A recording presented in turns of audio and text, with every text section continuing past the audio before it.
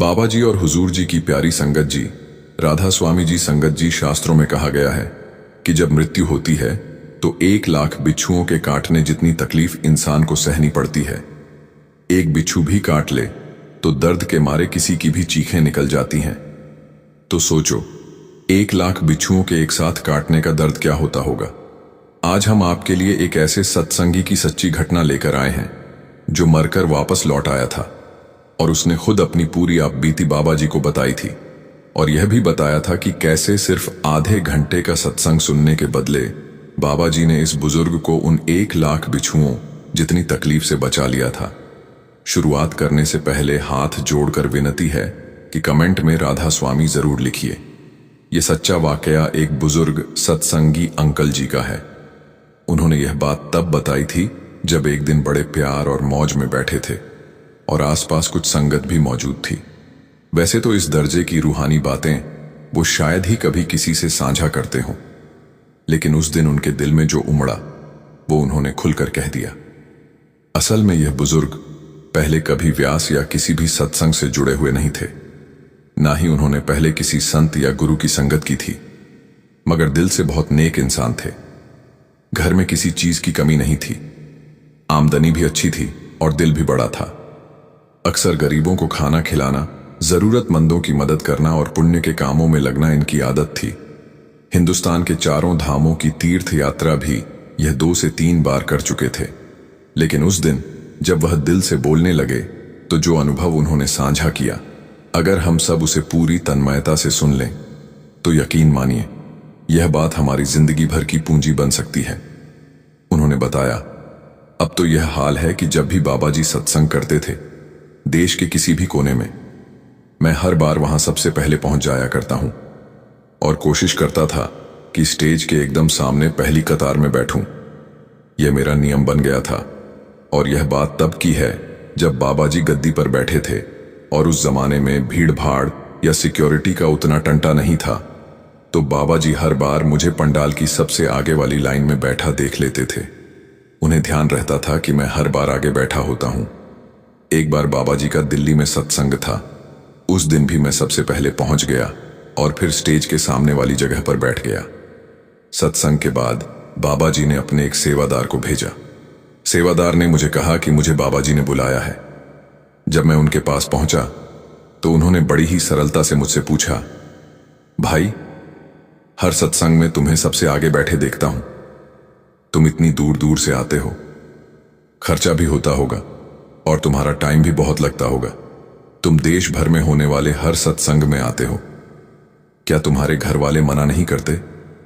कहीं तुम्हें कोई परेशानी तो नहीं? बच्चे तंग तो नहीं करते? मैंने बड़े भाव से कहा, नहीं बाबा जी, मेरे परिवार में सब मेरा मान सम्मान करते हैं। बच्चे भी बहुत अच्छे हैं।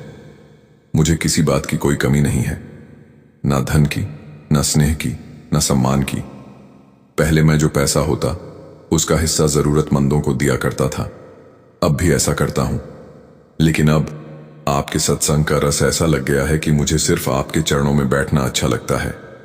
जहां भी सत्संग हो मन वहीं भागा चला जाता है। जब उस बुजुर्ग ने अपनी बात बाबा जी के आगे पूरी की तो बाबा जी मुस्कुराकर बोले, यह तो बहुत सुंदर बात है कि तुम्हें सत्संग सुनना इतना भाने लगा है, लेकिन फिर भी ऐसा क्या हुआ जो तुम एक भी सत्संग मिस नहीं करते? हर बार सबसे आगे सबसे पहले बैठते हो। बुजुर्ग ने बड़ी ही सादगी से जवाब दिया, बाबा जी, सच बताऊं तो मैंने जिंदगी में बहुत कुछ किया है। देश के बड़े बड़े तीर्थ घूमे हैं, 4 धाम की यात्राएं कर चुका हूं, देवी देवताओं के मंदिरों में माथा टेकने गया हूं, खूब दान दक्षिणा भी की है और तब लगता था कि यही सब कर लेने से मोक्ष मिल जाएगा। लेकिन अब समझ आया कि वह सब बस दूसरों की सेवा है। इससे एक अच्छा माहौल जरूर बनता है, लेकिन यह मोक्ष का रास्ता नहीं है। उन दिनों में एक बार एक रिश्तेदार जिद करके मुझे पहली बार आपके सत्संग में खींच लाया था। मेरा मन तो बिल्कुल नहीं था, लेकिन उनके मान रखने के लिए मैं आपके डेरे चला गया। वहां आपने 1.5 घंटे तक सत्संग फरमाया। मैंने चुपचाप सुन लिया और फिर वापस घर आ गया। सोचा था कि बस एक बार गया हूं, अब फिर अपने वही पुराने दान पुण्य के कामों में लग जाऊंगा। लेकिन बाबा जी, कुछ ही दिनों बाद मेरे साथ एक ऐसा हादसा हुआ जिसने मेरी पूरी सोच को झकझोर दिया। मैं सड़क पार कर रहा था और अचानक एक ट्रक आ गया। उसने सीधा मुझे टक्कर मार दी। लोग मुझे तुरंत अस्पताल लेकर भागे। घर वाले भी पहुंचे। डॉक्टरों ने इलाज शुरू किया, लेकिन कुछ ही देर बाद उन्होंने कह दिया कि मेरी सांसें बंद हो चुकी हैं, अब कुछ नहीं किया जा सकता। घर वालों की दुनिया उजड़ गई थी। लेकिन 30 मिनट बाद, ठीक 30 मिनट बाद मेरी सांसें फिर से चलने लगी। डॉक्टर हक्के बक्के रह गए। उन्होंने कहा कि अपने पूरे करियर में ऐसा चमत्कार कभी नहीं देखा। और बाबा जी, वो जो 30 मिनट थे जब इस दुनिया की कोई आवाज मुझ तक नहीं पहुंच रही थी, उस बीच जो मैंने देखा उसने मेरी रूह तक हिला दी। मैंने देखा कि यमदूत मेरा एक हाथ पकड़कर अपनी ओर खींच रहे हैं। इतनी जोर से मुझे खींचते हुए भयानक रास्तों से ले जा रहे हैं। मुझे बहुत ज्यादा तकलीफ हो रही थी, लेकिन वो मेरी एक भी नहीं सुन रहे थे। तो मुझे कभी आग के दरिया तो कभी पानी के दरिया में खींचते हुए ले जा रहे हैं। और तभी मुझे महसूस हुआ कि मेरा दूसरा हाथ किसी और ने थाम रखा है। जब मैंने देखा तो वह आप थे। आपने मेरा हाथ कसकर थाम रखा था और यमदूतों से कह रहे थे, ये मेरी आत्मा है, इसका समय अभी पूरा नहीं हुआ, इसे अभी बहुत कुछ करना है, इसे मेरी संगत की बहुत सेवा करनी है, इसे छोड़ दो। यमदूत कहने लगे, नहीं, यह तो हमारा है, इसने कभी मालिक का नाम नहीं लिया, केवल दान पुण्य किए हैं और उनका फल तो धरती पर ही मिलता है, यहां यमलोक में नहीं। यहां तो नाम की कमाई ही काम आती है। और बाबा जी तब आप बोले, भाई इसका भी समय बाकी है, मैं इसकी अकाल मृत्यु नहीं होने दूंगा, इसे छोड़ दो। और थोड़ी देर बात करने के बाद यमदूत वहां से चले गए। उसी पल मेरी सांसें लौट आईं। उन 30 मिनट में मैंने जो दर्द सहे वो मैं बयान भी नहीं कर सकता। मेरे रोंगटे खड़े हो जाते हैं। इतना दर्द, इतनी तकलीफ कि कोई भी इंसान सहन नहीं कर पाएगा। लेकिन आपने वहां आकर मुझे बचा लिया। बाबा जी, अब आप ही बताओ, आपने तो एक सत्संग सुनने भर से मुझे अपना बना लिया, तो अगर मैं हर सत्संग में आकर आपके चरणों में बैठूं और एक एक बात को दिल से सुनूं, तो यह मेरे लिए कितना बड़ा सौदा हो जाएगा। यही वजह है कि अब मैं हर सत्संग में सबसे पहले पहुंचता हूं और सबसे आगे बैठता हूं, ताकि आपके शब्दों को पूरी तन्मयता से सुन सकूं, समझ सकूं। बाबा जी बड़े प्यार से मुस्कुराए और बोले, भाई सत्संग में आना बहुत ही अच्छी बात है, लेकिन उससे भी जरूरी है कि सत्संग की बातों को अपनी जिंदगी में उतारा जाए। अगर हम बस सुनते रहे और बदले नहीं तो सुनने का क्या लाभ। सत्संग तो रास्ता दिखाता है, लेकिन चलना तो हमें खुद ही पड़ता है। बुजुर्ग ने थोड़ा संकोच करते हुए कहा, बाबा जी आपकी कृपा से 1 साल पहले नाम दान मिल चुका है, सेवा भी करता हूं, सत्संग भी सुनता हूं, पर भजन सिमरन ठीक से नहीं हो पाता। तब बाबा जी का स्वर थोड़ा गंभीर हो गया। भजन सिमरन ही तो असली रास्ता है, वही तो असली पूंजी है। सेवा, सत्संग और अच्छे कर्म हमारे अंदर नम्रता और श्रद्धा लाते हैं, लेकिन आखिरकार हमें मालिक तक पहुंचने के लिए भजन सिमरन ही करना होगा। जो भजन सिमरन करते हैं वह रोज रोज मर कर देख लेते हैं और उन्हें मरने का अभ्यास हो जाता है। फिर आखिरी समय में उन्हें जरा सी भी तकलीफ नहीं होती। अगर भजन सिमरन नहीं किया तो फिर से वही तकलीफ सहनी पड़ेगी जो तुमने उन 30 मिनट में सही थी। इसलिए सत्संग जरूर आओ, लेकिन वहां जो समझाया जाता है उस पर अमल करना और भजन सिमरन में बैठना, यही असली साधना है। नहीं तो सत्संग सुनना भी बस एक रस्म बनकर रह जाएगा। संगत जी, अगर हम भी 1 लाख बिच्छुओं के काटने से खुद को बचाना चाहते हैं तो हमें भी आज और अभी से भजन सिमरन पर लगना होगा। आइए, अब मैं आपको एक ऐसी घटना सुनाने जा रहा हूं जिसको अगर आपने ठीक से सुन लिया तो आप कहीं और जाओ या ना जाओ, लेकिन सत्संग पर जरूर जाओगे। एक बार की बात है, एक ब्राह्मण लंबी यात्रा पर निकले हुए थे। दिन भर चलते चलते जब वे एक बड़े नगर में पहुंचे तो वहां की चकाचौंध देखकर हैरान रह गए। चारों ओर ऊंचे ऊंचे महल नुमा मकान, चमकदार पोशाकों में घूमते लोग और बाजारों में चहल पहल लगता था, जैसे धन धान्य की कोई कमी ही नहीं। ब्राह्मण ने सोचा, इतनी समृद्ध नगरी में तो मुझे भिक्षा मांगने में जरा भी परेशानी नहीं होगी। उन्होंने पहला दरवाजा खटखटाया, लेकिन अंदर से कोई जवाब नहीं आया। दूसरे घर में गए, वहां से भी बेरुखी मिली। ऐसे करते करते उन्होंने आधे नगर के दरवाजे खटखटा लिए, पर कहीं से एक दाना तक नहीं मिला। दोपहर हो चुकी थी, धूप भी अब झुलसाने लगी थी। थक हार कर भूखे पेट ब्राह्मण सड़क किनारे बैठे और बड़बड़ाने लगे, हाय राम, इतना बड़ा नगर, इतने अमीर लोग और किसी के पास एक रोटी तक देने की इंसानियत नहीं बची। तभी वहां से एक सिद्ध संत गुजर रहे थे। उन्होंने ब्राह्मण की बड़बड़ाहट सुनी और रुके। फिर पास आकर बोले, ब्राह्मण, तुम मनुष्यों से भिक्षा मांग रहे हो, लेकिन यहां तो सब पशु हैं। क्या पशु समझते हैं भिक्षा देना? ब्राह्मण चौंक गया और बोला, महाराज, आप क्या कह रहे हैं? मैं तो इन्हीं लोगों से मांग रहा था जो दो पैर पर चल रहे हैं, इंसानों की तरह दिखते हैं। फिर आप उन्हें पशु क्यों कह रहे हैं? संत ने बड़ी गंभीरता से कहा, बेटा, इंसानी शरीर पाना एक बात है, लेकिन असली मानवता का भाव आना दूसरी बात यह है। जो लोग तुझे बाहर से इंसान लग रहे हैं, असल में अभी भी अपने पिछले जन्मों के प्रभाव में जी रहे हैं। कोई अभी भीतर से सांप है, कोई शेर है, कोई लोमड़ी। ये शरीर भले इंसान का हो, पर सोच, भावना और करुणा अभी भी जानवरों जैसी ही है। जब तक मनुष्य में मानवता का भावना आ जाए, वह किसी की पीड़ा क्या समझेगा। तूने आज इंसानों से नहीं, पशुओं से भिक्षा मांगी है। फिर संत ने अपनी झोली से एक छोटी सी बोतल निकाली और बोले, ले, ये जल ले और कुछ बूंदे अपनी आंखों में डाल ले। फिर जब तू अगली बार किसी से भिक्षा मांगे तो देखना कि वह तुझे असली इंसान लगता है या कुछ और। ब्राह्मण ने वैसा ही किया। आंखों में जल के छींटे मारे और फिर उसी रास्ते पर दोबारा चल पड़ा। अब जो नगर की तस्वीर उसने देखी, वो उसे स्तब्ध कर गई। जिन लोगों को वह सुबह तक मनुष्य समझ रहा था, अब कोई कुत्ते की आकृति में दिख रहा था, कोई बिल्ली बन गया था, कोई सांप बनकर घूम रहा था। पूरा नगर मानो जानवरों का मेला लग रहा था। वो चलते चलते एक मोची की दुकान के पास पहुंचा, जो सड़क किनारे बैठा चुपचाप जूते बना रहा था।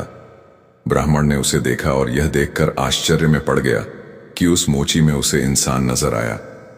ब्राह्मण उसके पास गया और बोला, भाई, तेरा काम तो बड़ा मामूली है और मैं एक ब्राह्मण हूं। आमतौर पर मैं तेरे हाथ का खाऊं, ऐसा तो कभी सोचा भी नहीं था, लेकिन आज मुझे तुझ में इंसानियत दिखाई दी है, इसलिए भूखा हूं, कुछ मांग रहा हूं। यह सुनते ही वह मोची उठकर सीधा ब्राह्मण के चरणों में गिर पड़ा और भावुक होकर बोला, मालिक, यह तो मेरा सौभाग्य है कि मुझे आप जैसे भूखे भगवान को कुछ खिलाने का मौका मिल रहा है। फिर वह तेजी से उठ खड़ा हुआ और जितने पैसे उसने दिन भर में जोड़े थे, उन्हें लेकर सीधा पास की मिठाई की दुकान पर पहुंचा। दुकानदार से कहा, भाई, मेरे पास जो भी पैसे हैं, इससे जो भी अच्छा बन सके बना दो। मेरे सामने भगवान खड़े हैं, मैं उन्हें भूखा नहीं भेज सकता। इतना कहकर उसने मिठाई वाले को पैसे थमाए और बोला, मैं अभी थोड़ी देर में वापस आता हूं। वो दुकान से निकला और अपने घर गया। वहां से अपनी ही बनाई हुई एक जोड़ी जूती उठाई और उसे लेकर चौराहे पर खड़ा हो गया, ताकि उसे बेचकर कुछ और पैसे इकट्ठे कर सके और फिर अपने भूखे भगवान के लिए और कुछ सेवा कर सके। उसी नगर का राजा जूते पहनने का बड़ा शौकीन था। उस दिन राजा ने अपने मंत्री से कहा, अगर आज तुम मेरे पैरों के नाप की कोई खास सुंदर झूठी ले आए तो न सिर्फ झूठी बनाने वाले को इनाम मिलेगा, बल्कि तुम्हें भी मैं इनाम दूंगा। मंत्री अपने सहयोगियों के साथ नगर के बाजार में निकल पड़ा। घूमते घूमते उसकी नजर उस मोची पर पड़ी जो चौराहे पर एक जोड़ी जूती ले खड़ा था। उसके चेहरे पर अपनत्व और आंखों में करुणा साफ झलक रही थी। मंत्री उसके पास गया और बोला, भाई, ये झूठी लेकर महल चलो। मोची थोड़ा घबरा गया और बोला, मुझसे कोई गलती तो नहीं हुई? मंत्री मुस्कुराकर बोला, नहीं, ये जूती बहुत सुंदर है। अगर राजा को पसंद आ गई तो तुम जरूर इनाम पाओगे। मोची और मंत्री दोनों जूती लेकर दरबार पहुंचे।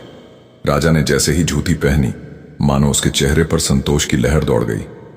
वह आनंदित हो गया और बोला, ऐसी जूती तो मैंने पहले कभी नहीं पहनी। लगता है जैसे यह मेरे लिए ही बनी हो। इसे किसने बनाया? मंत्री बोला, महाराज, यह एक मोची ने बनाई है जो अभी बाहर खड़ा है। राजा ने तुरंत आदेश दिया, उसे भीतर बुलाओ। मोची जब भीतर आया तो राजा ने कहा, वैसे तो एक जोड़ी जूती की कीमत आरएस2 होती है, लेकिन मुझे यह जोड़ी इतनी पसंद आई कि मैं तुम्हें 2 सोने की अशर्फी इनाम में देता हूं। इतना सुनते ही मोची हाथ जोड़कर बोला, महाराज कृपया ठहरिए, ये जूती मेरी नहीं है, मैं अभी उस असली मालिक को लेकर आता हूं। इतना कहकर वह दौड़ता हुआ ब्राह्मण के पास गया और उन्हें लेकर दरबार में आया। फिर बोला, राजन, ये झूठी वास्तव में इनके लिए बनी थी। राजा अचंभित रह गया और पूछने लगा, ये ब्राह्मण ये कैसे झूठी के मालिक हो सकते हैं? ब्राह्मण ने नम्रता से उत्तर दिया, महाराज मैं तो एक आम ब्राह्मण हूं, यात्रा में हूं और भूखा था। राजा ने मोची से पूछा, तो फिर तुम झूठी क्यों बेच रहे थे? मोची ने भावुक होकर जवाब दिया, महाराज जब यह ब्राह्मण मेरे पास आए तो भूखे थे। मैंने अपने पास जो भी पैसे थे उनसे मिठाई लेकर इन्हें भोजन कराया। फिर सोचा कि जो झूठी बनाई है उसे बेचकर जो भी पैसे मिलेंगे वह भी इन ब्राह्मण को दे दूंगा। मुझे नहीं पता यह कौन है, लेकिन मन में यह विचार आया और उसे मैंने पूरा करने का निश्चय किया। मुझे डर था कि अगर फिर मैं अपने विचार से डिग शायद इस जन्म में मिली यह इंसानियत भी खो दूंगा। राजा यह सुनकर बेहद प्रभावित हुआ और मोची से बोला, तुम गरीब हो, तुम्हारी आर्थिक स्थिति भी कठिन है, फिर भी लालच तुम्हारे मन में नहीं आया। सोने की अशर्फी के सामने भी तुम्हारा विवेक डिगा नहीं। यह सब तुमने कैसे सीखा? मोची ने हाथ जोड़कर कहा, महाराज मैं अपने गुरु के सत्संग में जाता हूं। उन्होंने सिखाया है कि जब कोई संकट में हो तो उसकी सहायता जरूर करनी चाहिए और किसी भी तरह की बेईमानी से कमाई गई चीज को कभी हाथ नहीं लगाना चाहिए। राजा यह बात सुनकर बहुत प्रभावित हुआ और ब्राह्मण से पूछा, इतने बड़े नगर में तुमने इसी मोची से क्यों मदद मांगी? ब्राह्मण ने उत्तर दिया, महाराज मैंने नगर के बड़े बड़े घरों के दरवाजे खटखटाए पर किसी ने एक मुट्ठी अन्न भी नहीं दिया। फिर मुझे एक संत मिले, उन्होंने मुझे एक शीशी में जल दिया और कहा कि जब भी तुम्हें असली मानव की तलाश करनी हो तो इसकी कुछ बूंदें आंखों में डालना। मैंने वैसा ही किया और फिर जब दोबारा नगर में चला तो हर इंसान जानवर जैसा दिखने लगा, कोई कुत्ता, कोई सांप, कोई बैल। लेकिन जब इस मोची को देखा तो उसमें मुझे इंसानियत की झलक मिली, इसलिए मैंने इससे भोजन मांगा। राजा यह सब सुनकर दंग रह गया। बोला, हमें भी उस जल की बूंदें दो, हम भी जानना चाहते हैं कि हमारे दरबार में कौन सच में क्या है। ब्राह्मण ने शीशी राजा को दी। राजा ने कुछ बूंदें आंखों में डाली और जब अपनी सभा की ओर देखा तो दंग रह गया। कोई लोमड़ी के रूप में दिख रहा था, कोई भेड़िया, कोई हाथी। पूरी सभा में पशु नजर आने लगे। फिर राजा ने एक दर्पण मंगवाया और जैसे ही उसमें झांका खुद को एक शेर के रूप में देखा। राजा स्तब्ध रह गया और सोचने लगा, मैं जंगल के प्राणियों का राजा शेर बनकर इस दरबार में बैठा हूं। फिर राजा ने ब्राह्मण से पूछा, वह संत कहां है जिन्होंने तुम्हें यह जल दिया? ऐसे महापुरुष तो बड़े सौभाग्य से मिलते हैं। ब्राह्मण ने उन्हें संत का पता बताया। राजा तुरंत वहां पहुंचा और उनके चरणों में गिर पड़ा। संत मुस्कुराए और बोले, राजन, इंसान को पहचानने का पैमाना उसका आचरण है। जो मनुष्य किसी दूसरे की पीड़ा देखकर दुखी हो जाए और किसी की खुशी में सच्चे मन से खुश हो जाए, वही सच्चा मानव है। साध संगत जी, इस साखी से हमें यह सीख मिलती है कि जब तक हम अपने भीतर छिपी पशु प्रवृत्तियों को नहीं त्यागते तब तक असली इंसानियत हम में प्रकट नहीं हो सकती।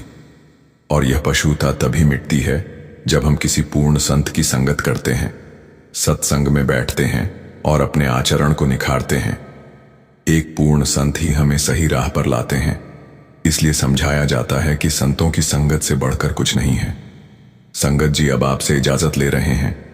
कमेंट में राधा स्वा जरूर लिखें और इस चैनल को सब्सक्राइब करना मत भूलें।